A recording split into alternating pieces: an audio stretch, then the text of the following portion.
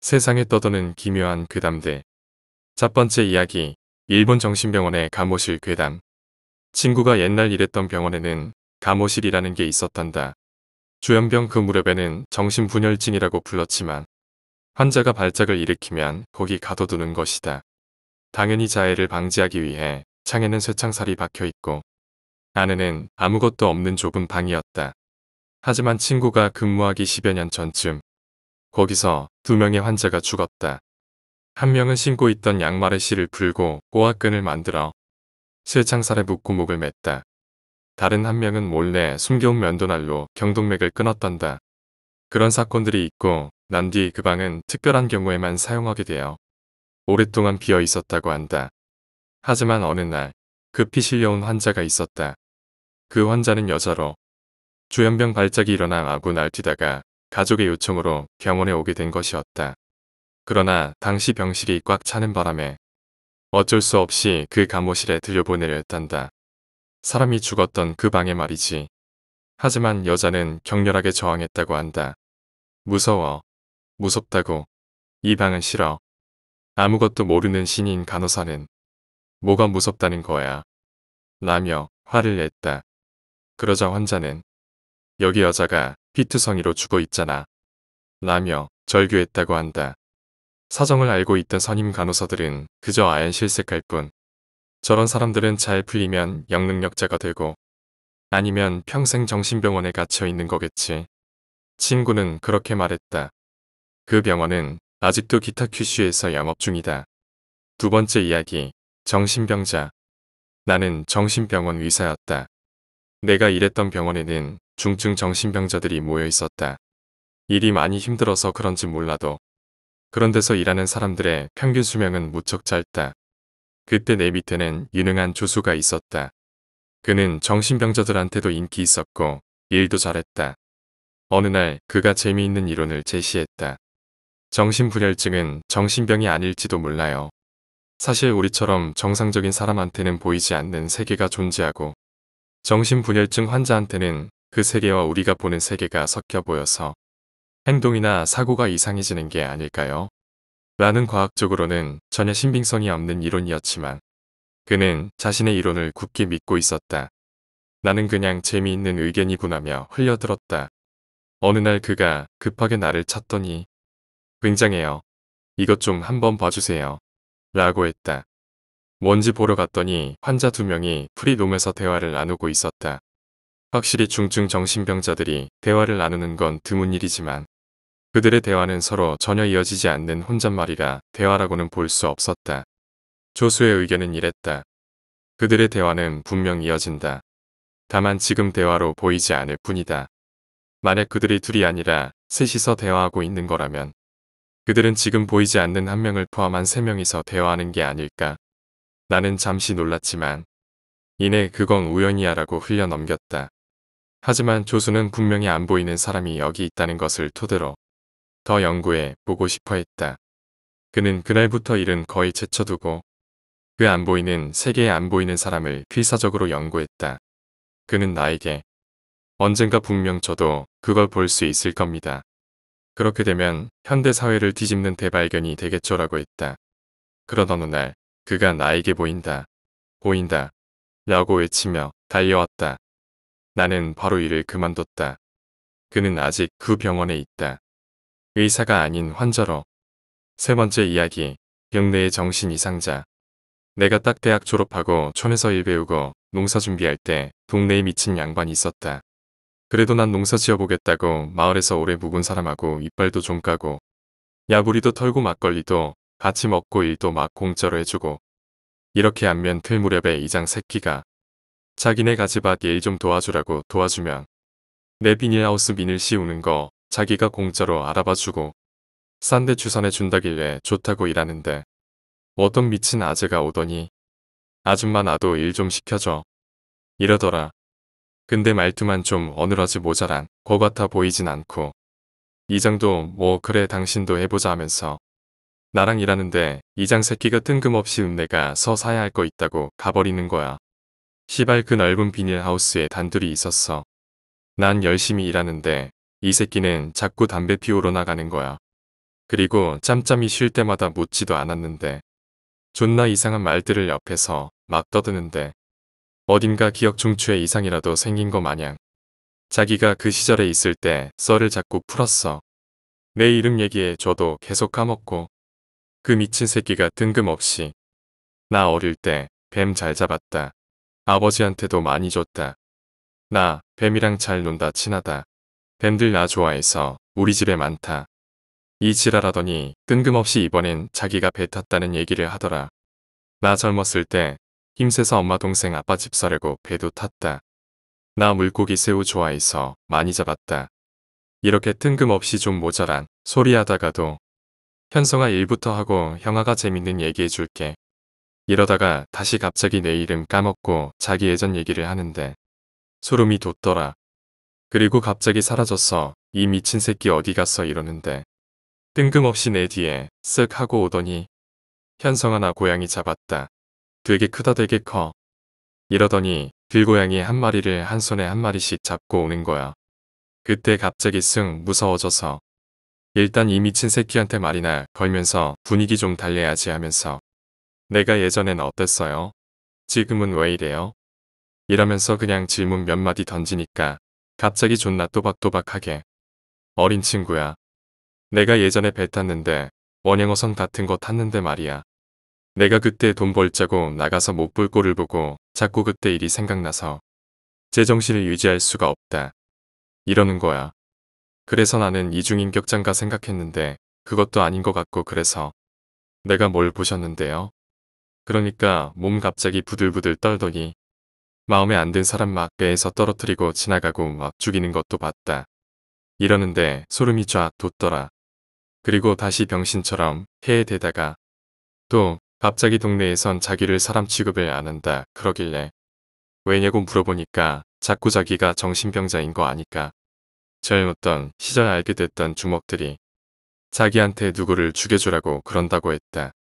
또 어느 순간부터 자기 집에 주먹들이 찾아온다 그러더니 또 병신처럼 나 고기 좋아해서 고기 많이 산다. 고기 먹으려고 여기저기 돕는다. 우리 집에 고기 많다. 고기 같이 먹자. 이 지랄했다. 나는 어떤 게 진실인지 모르니까 마냥 무서웠다. 그리고 이장 새끼가 돌아왔다. 나는 이장한테 저 새끼 정신병자인데 같이 일해도 되냐고. 나한테 이렇게 맡기고 가면 어떡하냐고 막 따지니까. 제가 젊었을 때 무슨 충격적인 거 보고 놀라서 그런 거니까. 너무 그렇게 생각하지 마라 그러길래. 알겠다 하고 같이 밥 먹는데. 이장이 고기랑 술이랑 전 같은 걸 써왔는데. 음식은 거들떠도 안 보고. 소주만 앉은 자리에서 연달아 3병을. 진짜 목 존나 말랐을 때.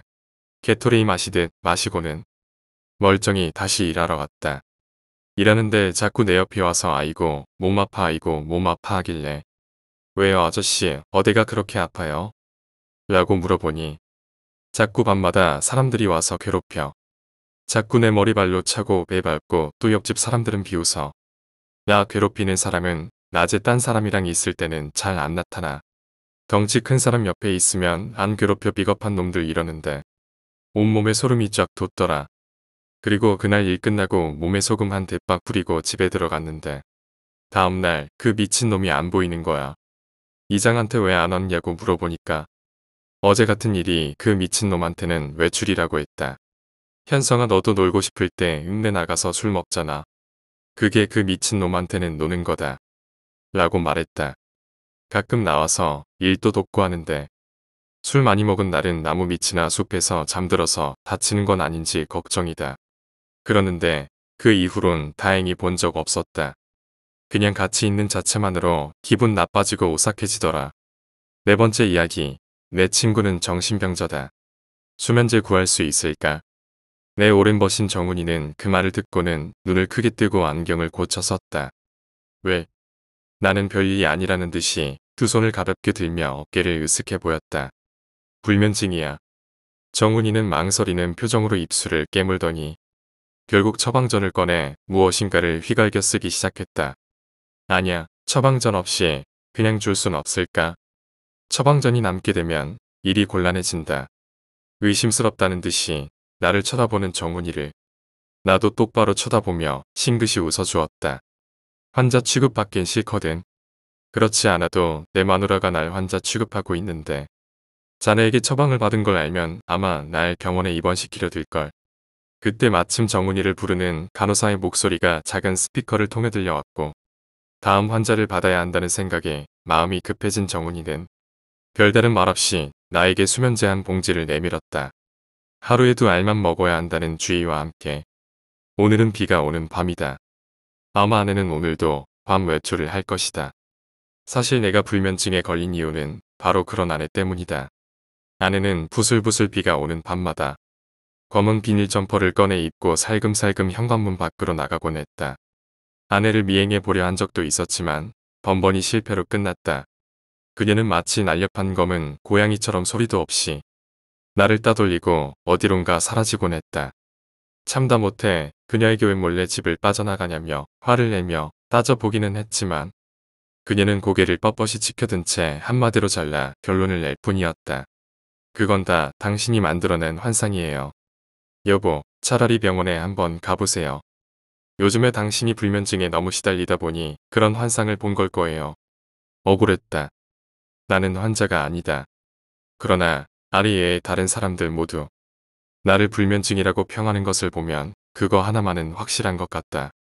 사실 그것은 내 아내 탓이지만 머리가 욱신거리는 것을 느끼고 이마를 지그시 눌렀다. 사실 잠을 제대로 잘 수 없는 것은 오히려 나에게 도움이 될 뿐이었지만 이 참기 힘든 두통은 그다지 반갑지가 않다. 현관문을 키로 돌려 열고 곧장 부엌으로 걸어갔다. 커피 메이커가 진한 헤이즐넛 향을 풍기며 검은 액체를 한두 방울씩 뽑아내고 있었다. 아내는 불면증을 더욱 심하게 만들 뿐이라며 내가 커피 마시는 것을 질색했지만 나는 내 혀와 코를 동시에 즐겁게 해주는 커피를 포기할 수가 없다. 아내와 세트로 쓰고 있는 부부 커피잔을 꺼내 커피를 따라낸 다음 안방으로 들고 갔다. 아내는 침대에 멍하니 앉아 손톱을 물어 뜯고 있었다.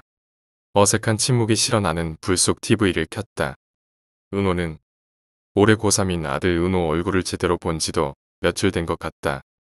사실 나는 가끔 신경질을 억누르지 못하고 집안 물건을 때려 부수곤 했다. 아내는 마치 어린 양을 백정손에서 빼돌리는 듯한 눈길로 나에게 은호를 독서실에 다니게 하자고 했었다. 고3은 신경이 날카롭다나. 오늘은 독서실에서 잘 거예요. 나 노력하고 있으니까 앞으론 잘할게. 아내는 놀란 눈길로 힘없이 중얼거리는 나를 올려다보았다. 그러더니 얇은 주홍빛 립스틱이 칠해진 입술로 나에게 미소를 지어주었다. 여보 고마워요. 사실 나 좀 힘들었었어요. 나는 괜히 멋쩍은 심정이 들어 TV의 볼륨을 올리며 아내의 어깨를 감싸 안았다. 아나운서가 무표정한 얼굴로 사건 소식을 전하고 있었다. 또 한 건의 살인사건이 일어났습니다. 7일 전 실종된 것으로 알려진 김 모양의 시신이 올해 김양의 집 근처 하수도에서 발견이 되었습니다. 시신의 일부가 없어진 것으로 보아 경찰은 정신병자의 소행으로 보고 사실 나는 정신병자라는 단어가 매우 싫다. 불면증이 계속되면 안 된다고 치료를 받아보라 했던 아내의 말에 그토록 분개한 것도 그 단어 정신병자 때문이다. 어두운 방에 갇혀 울부짖는 일밖에 할 수 없었던 우리 아버지를 보고도 다들 그렇게 불렀었다. 치료 정신병. 정신병도 유전된다고 말하던 정훈이 녀석이 내 가장 친한 친구가 아니었다면 턱을 한 대 올려친 것으로 끝나지 않았을 거다. 하지만 나는 조용히 주먹을 쥐어보며 스스로에게 다짐했다. 나는 결코 정신병이 아니며 비정상적인 행동을 안 하는 정상인으로 살 것이라고. 아내는 내 손에서 하얀 바탕에 장미 무늬가 그려진 커피잔을 받아들고 웃음을 지었다. 안방은 금세 향긋한 헤이즐넛 향기로 꽉 차 있었다. 여보 그리고 뜨거운 물로 샤워하면 잠이 더 잘 온대요. 아내는 나에게 그렇게 말하며 새로 사왔다는 허브향 입욕제를 건네주었다. 그러나 나의 불면증은 확실히 중증인가 보다. 아내가 모처럼 사온 입욕까지 썼는데도 불구하고 옆에서 새근새근 잠들어 있는 아내의 숨소리를 뚜렷하게 들으며 천장만 멀뚱히 바라볼 수밖에 없었다. 아내는 세상 모르게 자고 있었다. 그럴 수밖에 없겠지만 낮에 정훈이에게 받은 수면제 30알을 정성껏 가루로 만들어 아내의 커피에 타놓았으니 아마 그녀는 일어날 수 없을 것이다. 밖에선 여전히 빗소리가 들려온다. 그러나 오늘 밤은 아내도 밖으로 나갈 수가 없다. 아니, 밖으로는 나갈 수 있지. 다만 그게 자신의 의사가 아닐 테지만 나는 아내의 겨드랑이에 두 손을 집어넣고 번쩍 들어 올렸다. 그러나 제법 키가 큰 아내의 두 다리가 바닥에 질질 끌린다. 아내를 거실에 바닥에 내려놓고 나는 베란다 문을 활짝 열었다. 차가운 빗방울이 내 얼굴을 때리고 있었다. 정신병자. 아까부터 머릿속에서 뱅뱅 돌고 있는 말 한마디가 끈질기게 나를 괴롭힌다. 그러나 난 정신병자가 아니다. 내 아버지는 그랬지만 바람난 아내를 응징하는 것이야말로 내가 정상인이라는 걸 증명해주는 사실 아닌가. 게다가 나는 아내를 죽임으로 해서 불면증에서 벗어날 수 있을 것이다. 나는 이를 악물고 아내를 베란다 밖으로 내던져 버렸다. 퍽. 무언가 깨지는 듯한 소리가 빗소리에 묻혀 희미하게 들려왔다. 사실 우리 집은 1층이다. 그러나 우리 집이 있는 이 백일동은 절벽처럼 깎아지른 높은 지대에 위치해 있었고 백일동의 모든 집은 다 그쪽을 향해 있는 베란다를 갖고 있었다. 아마 아내의 시체는 내일 아침에나 발견되겠지. 저 아래로 지나다니는 사람은 거의 없으니까. 아내는 정말 모르는 일이었겠지만 나는 오늘 일을 아내의 자살로 꾸미기 위해 사전부터 치밀한 준비를 해왔다. 자주 가는 슈퍼, 정육점, 심지어 아내의 회사에 들릴 때마다 항상 슬픈 표정으로 그런 이야기를 해왔던 것이다. 제 아내는 심한 불면증에 시달리고 있어요.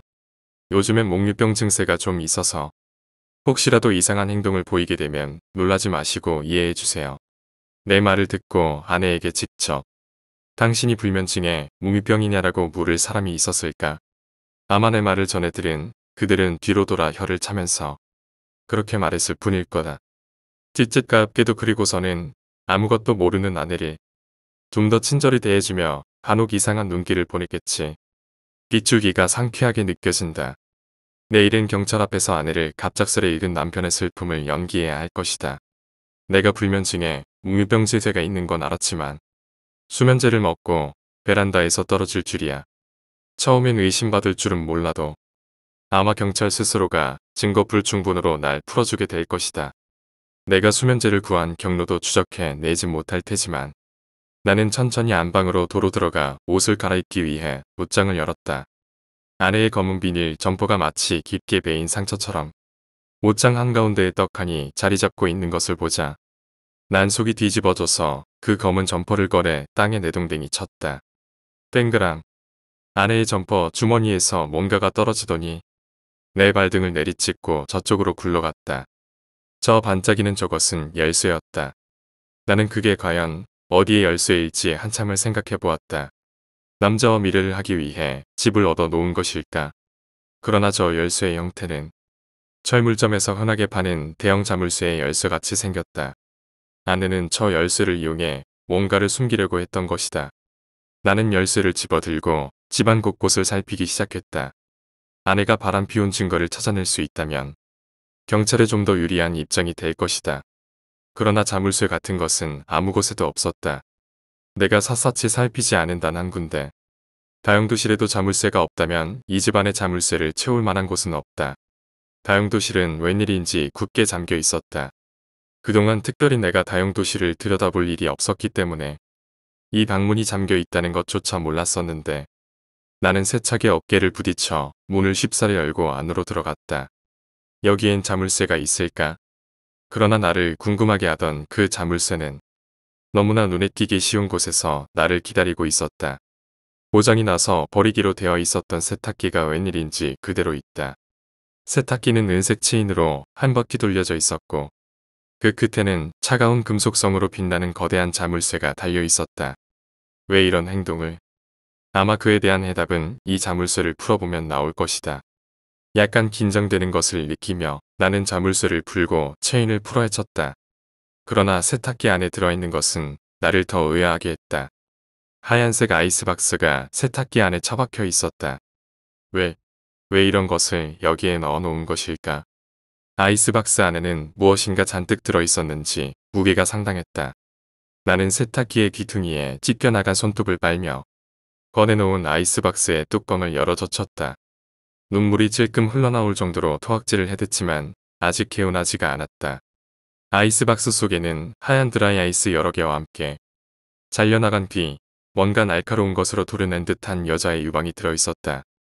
나는 바닥에 주저앉은 채로 뒤로 기어갔다. 아까 TV에서 들었던 뉴스. 시체의 일부를 가져간다는 그 연쇄살인범. 그게 내 아내였던가. 아내가 비 오는 날 밤마다 밖으로 나간 것은 그것 때문이었나. 살인을 하러 비닐 점퍼를 입었던 것도 피가 튀는 걸 막기 위해. 나는 예상외의 사태에 망연히 서 있을 수밖에 없었다. 그러나 정신을 차려야 한다.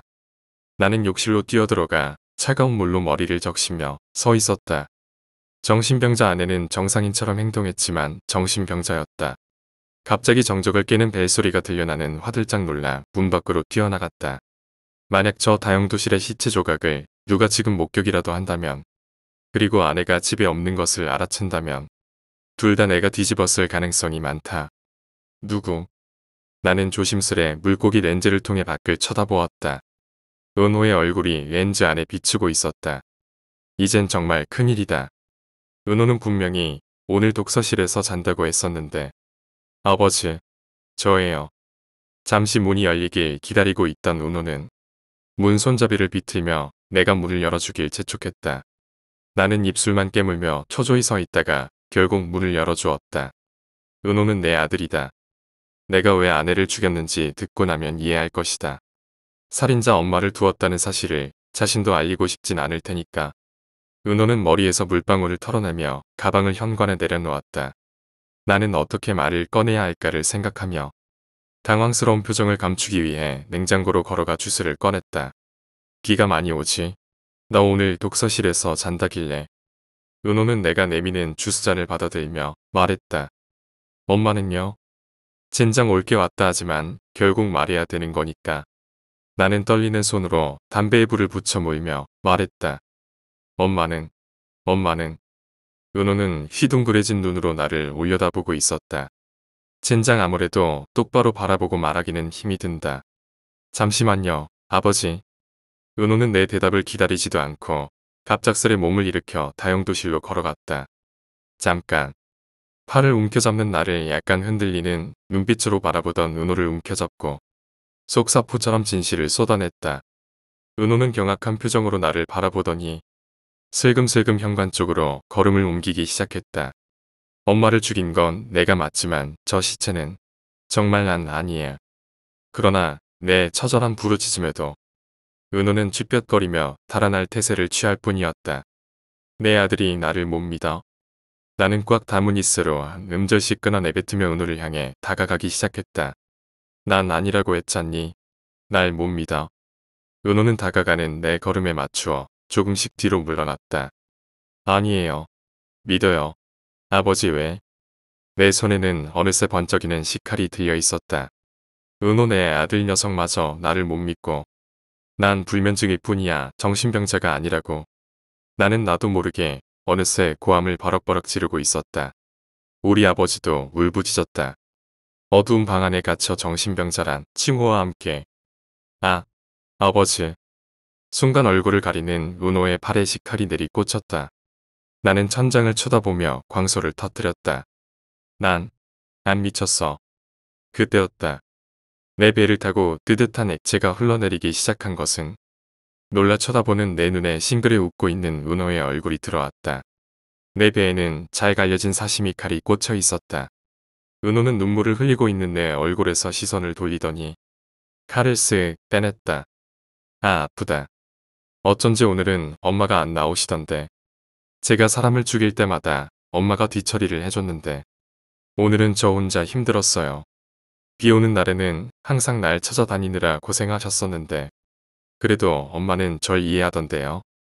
고3이라 스트레스 때문에 그럴 거라고. 아, 그리고 이 말도 하시며 눈물을 흘리시더라고요. 내가 이러는 것은 내 아버지 때문일 거야 라고. 정신병은 유전된다면서요. 아내가 나갔던 것은 그것 때문이었나. 아들의 살인을 감춰주기 위해 비 오는 날마다 미쳐 날뛰는 아들을 대대로 유전돼야 오는 정신병을 가진 아들을 감싸주려고 흐릿해져 오는 눈을 억지로 떠보려다가 나는 그대로 정신을 잃어갔다. 아, 달콤한 잠이다. 내가 그토록 바라던. 5번째 이야기. 꿈을 꾸었다. 꿈속에서도 나는 대학생이었다. 공강 시간에 축구를 한 후 가장 재미있게 지내는 친구 한 명과 대학 건물 이곳저곳을 맴돌았다. 그러던 중 우리 둘은 강의실 한 곳에 들어가 앉아 휴식을 취하였고 그곳에서 잠이 들게 된다. 잠에서 깨어난 우리 눈앞의 공간은 폐교 직전의 학교였고 어디선가 모를 비명소리도 들려왔다. 공포감에 친구와 나는 건물을 탈출해야겠다는 생각으로 방을 뛰쳐나왔고 건물을 탈출하던 중 우리는 비상계단에 놓여있던 유리병을 발로 차게 되며 그 유리병 속의 액체가 우리의 몸에 튀었다. 마침내 건물을 탈출하여 가로등 빛에 본 우리의 피부는 온몸에 종기가 나 있었다. 우리는 바로 옆 건물의 대학병원으로 향했다. 진찰실에 들어온 우리에게 의사가 말했다. 처음 보는 유형의 피부병이다. 치료가 가능할지는 모르나 엘리베이터를 타고 4층으로 가라. 자리가 있다면 치료를 시작할 것이다. 진찰실을 나와 엘리베이터 문이 열린 순간 우리는 비명을 질렀다. 엘리베이터 안에는 눈알이 없이 눈을 동그랗게 뜨고 있는 갓난 아이를 안고 있는 애 엄마와 얼굴빛이 이미 죽은 사람과 같았던 할머니를 업고 있던 할아버지가 타고 있었다. 우리 역시 엘리베이터를 탔고 아이의 엄마가 우리에게 말을 걸었다. 혹시 몇 층으로 가세요? 4층이요. 그렇군요. 저는 5층으로 가요. 여기 할아버지는 6층으로 가시고요. 자신들이 가르는 층의 자리가 없다면 치료를 받을 수 없어요. 당연한 이야기지만요. 전 이 아이를 꼭 살릴 거랍니다. 그 말을 들은 우리는 공포를 느꼈다. 우리가 가는 곳은 과연 자리가 있을까? 제발 우리의 자리가 남아 있었으면 하는 생각뿐이었다. 엘리베이터가 6층에 도착해 문이 열리자 그곳은 또 다른 지옥이었다. 환자들의 상태는 사람이라기보단 귀신의 모습을 하고 있었고 내장과 팔다리가 뜯겨있는 환자들이 대다수였다. 6층의 간호사가 엘리베이터 문 앞으로 걸어왔다. 2층은 더 이상 자리가 없습니다. 6층에 내릴 수 없어요. 할아버지는 이 말을 듣고 간호사를 밀치며 엘리베이터 밖으로 나갔다. 여기 있는 환자 새끼 아무나 지금 죽으면 자리가 생기는 것 아니야. 곧 다 죽을 것 같은데. 라는 말과 함께 할머니를 업은 채 내장이 배 밖으로 빠져나온 환자를 향해 돌진하셨다. 하지만 병원 내 관리자에 의해 저지당하셨고 몸싸움 도중 할머니는 바닥에 떨어졌지만 여전히 죽은 사람처럼 미동도 하지 않았다. 이후 엘리베이터 문이 닫혔고 5층에서 문은 다시 열렸다. 5층의 상황 역시 6층과 같았다. 환자들은 귀신의 모습이었고 간호사는 자리가 없다고 말했다. 그 말을 들은 아이 엄마는 울부짖었다. 제발 살려주세요. 이 아이는 태어난 지도 얼마 되지 않았어요. 제발 무슨 일이든 할게요. 이 엘리베이터의 문은 마치 이승과 저승을 갈라놓은 것 같다는 생각이 들었다. 그때 아이 엄마의 말을 들은 간호사가 혀를 차며 입을 열었다. 그럼 4층으로 가세요. 그 말과 동시에 문은 닫혔고 애 엄마는 나의 팔을 물어 살을 뜯었다. 당연한 결과다.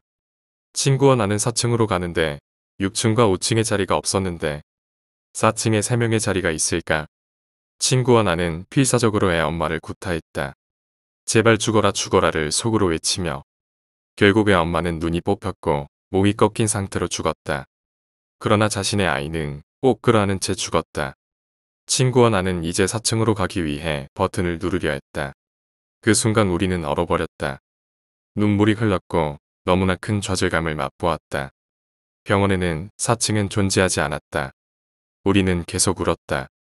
애 엄마를 허무하게 죽인 죄책감 따위가 아닌 그저 살고 싶어서 꽃 피지 못한 지금까지 나의 노력들과 헤어진 여자친구, 부모님과 군대 간 친동생부터 어릴 적 좋아하던 과자까지 생각이 났다. 그렇게 친구와 나는 살고 싶다며 비명을 지르며 울었다. 그리고 꿈은 끝났다. 일어나서 죽지 않은 것에 안도감을 느끼며 지금까지 열심히 공부해왔지만 2주간 놀았던 것에 후회를 느꼈고 정말 생생한 꿈이었기에 나는 2주간 폐인 같았던 내 인생에 다시 한번 열심히 살아야겠다는 생각이 들었다. 이러한 꿈은 직접 꾸지 않으면 전혀 와닿지 않을 것을 알고 있다. 6번째 이야기. 10년 전에 알 수 없는 목소리. 괴담이라고 치기에는 그저 무섭지 않고 어찌 보면 사소한 일을 3번 정도 겪었습니다. 이게 저를 보살펴주는 귀신인지 환청인지는 모르겠습니다. 그러나 똑같은 일을 3번이나 겪고 나니 환청이라는 생각은 들지 않더라고요. 처음 그 목소리를 들은 건 2012년 1월, 겨울이었습니다. 생활이 불편할 정도로 안검하수가 심한 편이기도 했고, 미용 목적도 겸해 처음 수술이란 것을 했었습니다. 안검하수 수술과 쌍꺼풀 수술을 같이 했죠. 보기와는 다르게 병치레가 굉장히 작고 허약했지만 수술이란 건 한 번도 해본 적이 없었습니다. 부분 마취로 진행을 했기에 큰 긴장과 기대를 안고 수술실에 들어갔었고 다행히 예상과는 다르게 큰 고통 없이 성공적으로 끝났습니다. 첫날은 붓기도 심하고 마취가 풀리면 아플 테니 하루만 벽에 등을 기대고 앉은 채로 자라고 하시더라고요. 의사 선생님께서 말씀하신 대로 앉아서 잤는데 이게 생각보다 잠을 못 잘 정도로 열도 나고 욱신거림이 심하더라고요. 그래서 알아눕듯이 끙끙거리며 잠을 잤습니다. 이때 가위가 눌렸습니다. 이제껏 가위도 눌려본 적이 없었던 터라 그 중압감에 조금 놀랐지만 몸이 지쳐서 그렇겠거니 하고 다시 잠을 청하려던 터였습니다. 그 순간 힘들어 라고 목소리가 들려왔습니다. 여성의 목소리였습니다. 저는 엄마께서 말씀하신 줄 알고 힘들어라고 중얼거렸습니다. 그러자 맥이 탁 풀리기라도 한 듯 가위가 풀리더라고요. 이때는 아프니까 별일을 다 겪는구나 하며 단순하게 넘겼습니다. 그 일이 이틀 즈음 그해 여름이었습니다. 음식을 잘못 먹고 탈이 나 심한 장염에 걸렸었습니다. 장염에 걸린 지 일주일이 다 되어갈 즈음 또 가위가 묵직하게 눌렸습니다. 가뜩이나 온몸에 힘도 없는데 가위에 눌리니 숨도 벅차더라고요. 결국 가위를 풀 생각조차 못하고 끙끙거리고 있었습니다. 또 힘들어? 라는 목소리가 들려왔습니다. 응, 힘들어. 저는 제 의지와는 상관없이 중얼거렸습니다. 그리고 또다시 맥이 풀리듯 가위와 잠이 달아났습니다. 이 일을 연속적으로 역자의한 마음에 잠시 생각해보니 두 번째 가위는 저 혼자 집에 있었고 첫 번째 가위는 엄마께서 계셨지만 저희 엄마의 목소리와 전혀 다른 높고 젊은 톤을 가진 여성의 목소리였습니다. 엄마도 저에게 말을 건 적이 없다고 하셨고요. 또한 신기한 것은 이 일을 겪고 또 겪어도 무섭기는커녕 오히려 마음이 편해지고 아무렇지도 않았습니다. 그리고 가위에 풀리는 그 순간은 말로 표현할 수 없는 개운함을 가져다 주었습니다. 여전히 저는 그저 신기한 경험일 뿐이라고 생각했습니다. 2년 후 대학교 졸업을 앞두고 취업에 관해서 극심한 우울증을 겪었습니다. 삶과 미래의 가능성에 고민만 하다 그냥 이대로 죽고 싶다는 생각이 들 정도였고 칼과 밧줄 같은 것을 구해다 비상 키트처럼 박스 안에 넣어놓고는 했습니다. 심신이 지쳐 울다 잠드는 일이 빈번했고 마침 원하는 회사의 면접에서 떨어져서 좌절감은 더욱 심해졌었죠. 무턱대고 손목을 그었습니다. 그 와중에도 겁이 많아 깊게 베지는 못해 피는 제대로 나오지도 않고 아프기만 하더군요. 스스로의 죽음도 결정하지 못하는 나 자신이 한심하고 제대로 취직 하나 못하는 제가 한심해서 울다가 지쳐 잠들었습니다. 또다시 가위가 눌렸습니다. 힘들어. 익숙한 목소리가 들려왔습니다. 응, 너무 힘들어. 저는 울먹이면서 대답했습니다. 그런데 대답하면 바로 풀어주던 지난 때와는 달리 이 말을 들려주고는 가위를 풀어주더라고요. 괜찮아. 다음날 우울한 마음은 언제 있었냐는 듯 상쾌한 마음으로 취직 준비를 다시 시작했습니다. 저도 잘 모르겠습니다. 갑자기 왜 이런 힘이 솟았는지, 갑자기 긍정적인 생각들을 하게 되었는지, 그 귀신 덕분인지 저는 취업도 잘하게 되었고, 원하는 회사는 아니었지만 나름 만족하며 살아가는 번듯한 직장인이 되었습니다. 그 후로 가위를 눌려도 그 목소리는 찾아오지 않았습니다. 제가 힘들 때마다 찾아와 주는 것을 보니 저를 보살펴주는 수호신 같은 것이었을까요? 아니면 제가 힘든 나머지 들려온 환청이었을까요? 어느 쪽이었든 저에게는 살아갈 힘을 준 소중한 목소리입니다. 만약 다시 듣게 된다면 그때는 힘들다는 말보다 고맙다는 말을 해주고 싶습니다. 7번째 이야기, 정신병원에 입원했었다. 제가 3월 말에 작은 정신병원에 입원 약물 치료를 받았습니다. 수속 마치고 2층으로 올라가기 전 폐쇄병동이었습니다. 시겁하고 2층으로 계단을 걷고 올라가는데 여성 병동이었습니다. 여성 정신병자 환자들과 눈이 마주쳤는데 고정관념, 선입견식으로 바로 보니까 알 수 없는 뭔가가 스치고 지나갔습니다. 2층 간호사실에 들어갈 때 다시 병동을 폐쇄시켰습니다. 그 문소리의 위화감을 느끼고 간호과장과 상담 중이었는데 귀엽게 생긴 관상으로 여기도 사람 사는 곳이다 하면서 이것저것 물어봤습니다. 제가 병원에서 스마트폰을 가지고 가서 지루할 것 같다고 하니까 걱정 말하면서 여가 시간에 탁구, 체조 노래방, 음악 감상, 영화 감상 등등 다 할 수 있다는 말에 탄식이 절로 나오더군요. 상담을 마치고 3층 남성병동으로 올라갔습니다.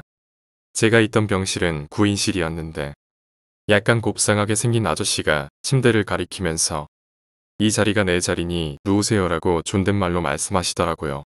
대충 한 바퀴 둘러보니 견딜 수 있을 것 같았습니다. 환자복으로 갈아입고 허무하게 TV를 시청하면서 허무하게 묵묵히 있었습니다. 점심이 나올 때 나가서 점심을 받는 상황이 낯설더군요. 침대까지 식사를 갖다 줄 걸로 예측했었는데 환자들이 가져가서 밥과 반찬을 받아서 침대로 이동 후 먹는 구조였습니다. 천천히 점심 식사를 하는데 다들 너무 빨리 먹더군요. 그래도 저는 천천히 꼭꼭 씹어 먹었습니다. 그러다 보호 관리사가 빨리 먹느라고 하길래 대충 먹고 비웠습니다. 나중에 보니까 배식하는 중에 다 먹고 치우는 사람도 있었습니다. 처음에 그 보호 관리사가 키도 작고 생김새도 조선족 같고 내일이라는 단어를 내리 하면서 이북 액센트로 발음하길래 북한, 조선족 같은 사람이 한국 와서 보호 관리사 일을 하는 줄 알았습니다. 고향을 넌지시 물어보니까 강원도라고 하시더군요. 별로 중요한 게 아니라서 넘어갔습니다. 간식란에 담배도 있길래 외출 요청을 했더니 바로 묵살되더군요. 그래서 제가 밖에 돈이 있어서 담배도 사고 기타 등등 돈을 가지고 와야 하니 외출 안 왔고 했지만 간호과장이 별로 중요한 게 아니라면서 안 된다고 했습니다. 그러는 와중에 좀 전에 보호관리사가 자기 담배를 살며시 주더군요. 나중에 하나 더 달라고 했더니 젊은 사람이 말이야 라고 말하며 위아래로 쳐다보더군요. 오만 가지 생각이 들면서 낮잠을 자고 저녁을 빨리 먹고 또 자고 약 먹을 시간이 됐는데도 쥐도 새도 모르게 숙면 중이었습니다. 그때 교체된 야간 간호사와 묵직하게 생긴 보호 관리사가 오더니 잠을 깨우고 약을 먹으라고 하면서 말하길래 아까 원장님한테 약에 대해서 트라우마 있다고 말씀드렸다고까지 말했는데도 계속 먹으라고 해서 완성이 높아졌습니다. 간호사가 마지막까지 제게 약을 먹이려고 했지만 저는 강력하게 거부했습니다. 그렇게 간호사가 내려갔습니다. 5분 후 다시 오더니 심쿵한 주사기를 가져왔더라고요. 그것도 무려 3개씩이나 가져왔는데 앞전에 원장님과 주사로 대체한다고 상담드렸지만 저런 무식한 주사기를 3개씩이나 가지고 와서 당황했습니다. 처음에는 팔뚝에 피 검사를 하더니 나머지 무식한 주사기 2개 중 1개를 엉덩이에 꽂았습니다. 무척 아프더군요. 그리고 잠시 후 한 대 더 꽂으려고 하는 순간 간호사 얼굴을 봤는데 표정이 압권이었습니다. 주위 병자들에게 들은 이야기로는 30년 경력의 간호원이라고 들었습니다. 하지만 지금도 저를 잡아먹으려는 듯한 그 표정은 각인이 되더군요. 다음 날부터 약을 먹기 시작했습니다. 남자 병실에 환자들의 병명을 하나씩 알아갔는데 ADHD 주의력 결핍 과잉 행동장애, 조현증, 고엽제, 알코올 중독, 치매 등등 많더군요. 정신병원에 입원을 처음 해봐서 개념이 없었는데 알코올을 관대한 우리나라라서 그런지 높은 프로테이지로 거의 알코올 중독으로 차지하더라고요. 제 옆자리에 치매 환자가 있었는데 엉덩이를 엄청 긁어서 피부가 많이 상했습니다. 그 노인은 나중에 격리 조치로 독방으로 들어갔는데 취침 시간 11시 이후 문을 똑똑똑 두드리더군요. 주위에 예민한 환자들이 항의하면서 조용히 하라고 했지만 치매 때문에 계속 두드리는데 그 소리가 마치 사일런트 힐의 심리 공포를 느끼게 만들더라고요. 이후 그 노인네는 수시로 환자복 똥을 싸면서 담배꽁초를 한 묶음 들고 와서 베개 속에 숨겨서 냄새가 진동을 하더라고요. 저하고 눈이 몇 번 마주쳤는데 너무 무섭더라고요. 그래서 제가 고개를 돌렸습니다. 증상이 심해졌는지 낮에도 문을 쿵쿵쿵 두드려서 제가 창문을 열고 물어보니 뚱뚱하더라고요. 방치하고 또 쿵쿵쿵 두드려서 다시 한번 물어봤는데 초코 뭐라고 해서 다시 물어보니 초코파이 하더라고요. 똥똥 긁던 게 생각나서 창문으로 엉덩이 쪽을 보니 다행인지 똥을 싸지는 않았더라고요. 구역질 환자는 처음에는 알코올로 들어온 줄 알았지만 며칠 후 물어보니 45년 전 베트남 일기로서 해병대 출신이었더라고요. 과장 안 하고 3일에 한 번 말할까 말까 할 정도로 너무 말이 없고 인지 능력이 떨어지셨는데 뭔가 모르게 안타깝더라고요. 대우도 못 받으셔서 더욱 그랬던 것 같습니다. 그러다 TV에서 인천 여고생이 아파트 같은 동에 사는 초등생을 잔인하게 죽였다는 뉴스를 봤습니다. 이후 병명이 조현증이라고 확정됐었는데 처음에 조현증이 어떤 정신병인 줄 몰라서 의사 가운 입은 간호사에게 물어보니 옛날에 정신분열이라고 불리는 병이라고 했습니다. 순간 시겁했습니다. 치매 노인 독방으로 이동 후 제가 그 치매 노인 자리로 이동했었는데 그 옆자리에 조현병 환자가 있었습니다. 그 조현병 환자는 3년 더 있어야 된다고 하더군요. 장가도 갔더라고요. 멀쩡한 일반인도 정신병원에 입원하면 미칠 것 같아서 외출 요청을 수시로 신청했는데 간호과장과 말이 안 통해서 결국 인권위에 진정서를 제출하니 경찰과 동사무소, 보건소 소속 한 4명이 찾아와서 면담 후 외출이 아니라 퇴원을 강력하게 요청했더니 경찰관이 나가라고 하더니 저한테 법을 악용한 사례라면서 전국을 찌르더군요. 점심 먹고 간호과장에게 제 병명이 뭔가요? 했지만 모르는 눈치 같았습니다. 수고하셨다고 말씀드린 후 원장실의 마지막 상담 중에 원장님께 제 병명이 뭔가요? 물어보니 반전 드라마도 아니고 그 무서운 조현병이라고 하더라고요. 무척 놀랐습니다. 이유를 물어보니 일관성이 없다는 등등등. 조현병이 굉장히 광범위하다고 하시더라고요. 그러면서 다음날 약 받으러 통원 치료를 권유하시길래 제가 안 오면 어떻게 되냐고 물어보니 아무 일도 일어나지 않는다고 하셨습니다. 그러면서 약 받으러 오라고 하면서 조현병은 약물 치료만 잘 받으면 일반인과 대동소이하다고 하시더라고요. 귀에 걸면 귀걸이, 코에 걸면 코걸이 식으로. 제가 정신병자도 아니고 일반인을 뿅뿅 취급하셨지만 융통성 있게 좋게 퇴원을 했습니다. 일단 저는 저희로 입원을 해서 상대적으로 쉽게 퇴원을 할 수가 있었던 건데 인생 경험했네요. 5월 31일부터 경찰관이 정신적으로 왠지 모르게 조현병 같은 증상을 보이는 시민들을 강제로 잡아다 정신병원에 입원시킬 수가 있다고 합니다. 이게 조현병 걸린 인천 여고생 때문인데 인권위와 장애인 단체에서 인권유린이라고 반발하고 있습니다. 우리나라는 술에 관대한 나라입니다. 술을 마시려거든 곱게 조용히 마셔야 합니다.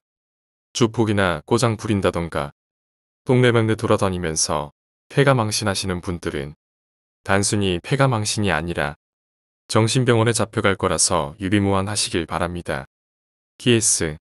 예전에 노숙자 생활할 때였는데 노숙인이 겨울에 못 견딜 정도로 너무 추우니까 가벼운 범죄를 저질러서 겨울 동안 감방에 들어간 적이 있는 이야기를 들을 적이 있습니다. 차라리 동주민센터나 가까운 구청에 잘 얘기하면 비교적 좀 더 자유스러운 정신병원에 입원할 수도 있습니다. PS2. 예전에 노숙자들 중에서 동사로 사망한 노숙인이 있었는데 신문 기사에 노숙인 얼어 죽어 이런 기사가 있었습니다. 이때 주위에서 다들 동정 어린 시선으로 불쌍하다고 했었는데 주위 노숙인 관점에서는 오히려 부러운 눈초리로 바라보더라고요. 이해가 안 되는 분들이 많으신데 그 이유가 노숙자가 됐을 땐 다 그런 건 아니겠지만 인생 끝자락까지 왔다고 보시면 됩니다.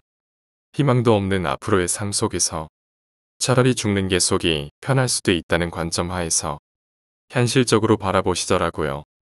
주위 동료 노숙자들은 누구보다도 확실히 뼈에 사무치도록 개념 숙지했을 거로 사료됩니다.